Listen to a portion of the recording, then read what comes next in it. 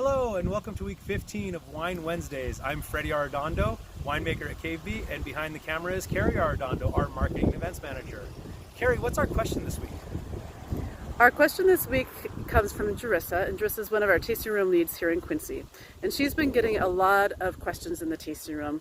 And the question is around when the people come down our driveway, we have these beautiful trees that are filled with wonderful green growth.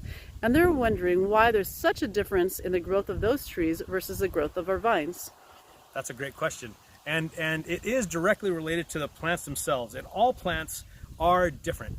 So all plants are gonna leaf out, and it's directly related to how the plant responds to heat units and how much heat there is accumulated and daylight hours. So vineyards actually don't leaf out as early as a lot of trees. For example, cherry trees and apple trees, they actually leaf out and even bloom way before grapevines do. So we are just starting to leaf out here on the grapevines, and so we still have to go through bloom. And we haven't even flowered yet, whereas most apple trees and cherry trees definitely in our area have already bloomed, the flowers have already lost their petals, and they're already moving on to the next phase because they just start so much earlier. As a result, our vineyards aren't as susceptible to those early spring freezes that orchards are, because in vineyards you're rarely going to see wind machines that actually help to reduce that frost threat in the early spring, because we don't leaf out as early, so we don't have that threat. So it's just directly related to the type of plant, and really that's it. Thank you for that answer, Freddie. I'm going to pose a few more questions for you.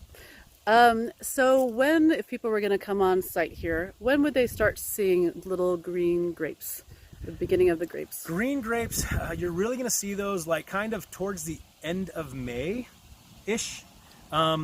Middle end of May is when you're going to see green grapes. If you can come in close here and you can zoom in right there, that's the beginning of a grape cluster right there. So that little guy right there is going to turn into flowers. Each one of those little balls, if you can see it, each one of those little guys is actually going to turn into a flower, and then that flower will turn into a grape. Up here there are a couple of more on the side of this tendril. It might be easier to see those, but there's two clusters there, and those are going to be just two grape clusters that are going to turn into grapes eventually. So yeah, and if you want to see, once we get through June, then that's when we start seeing what's called veraison, or a color change, and that's when the grapes start turning from green to red, or green to lighter green or yellowish kind of for white grapes. So here we're in the Ancient Lakes AVA, the Ancient Lakes of Columbia Valley, and we are in an area that's close to the river and whatnot, and heat units coming off of the river and whatnot. And so when our grapes are ripe are a little bit different from other areas of the Ancient Lakes AVA. Correct. And certainly other areas of Washington State. So when, let's say, then people want to come and they actually want to see you harvesting and whatnot, when does harvest usually start? Harvest is going to be end of September and through the month of October. So if you want to definitely see harvest happening, second week of October, guaranteed there's going to be harvest happening. Okay. And the other thing to note is we always have our Harvest Festival the first Saturday of October. It's very fun. You get to come on property. We give you a mimosa, a bucket, and a pruner. You come and you hand pick with us for about an hour and 15 minutes or so. You get to follow the grapes back to the production facility. Freddie and his crew will show you what happens at that stage and talk about fermentation and punch downs and whatnot. And then people actually get to purchase futures. And Freddie, do you want to explain what the futures are? Yeah, sure. So the futures are basically the grapes that our attendees, our Harvest Festival attendees come and pick. Those are kept separate, and we actually ferment those separately, and we bottle them separately, so that after you've picked your fruit, you can take those grapes that you picked and follow them along, and you can buy half a case or a case of wine or more, and basically have wine from grapes that you picked. Right, so and over the course of the 2 years, people can come in, and if you're free, they get to taste the wines and the barrels and see that whole process. And we take a group photo. Absolutely. Yep, we take the group photo is the label, so you have proof that you took part in that harvest.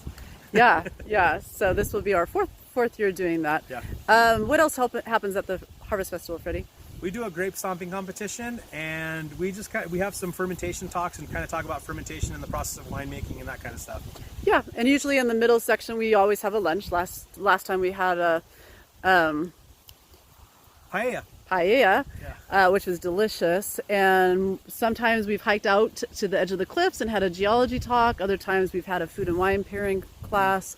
Always something in that middle section, and then we always finish it off with the grape stomping competition, which is a ton of fun. So tickets are not on sale for that yet, but follow us here on social media or our event page, and once those are on sale, we'll let you guys know. But of course, we'll be doing it COVID safe. So, All right. Well, thank you, everybody. Thanks for joining us. all right, thank you.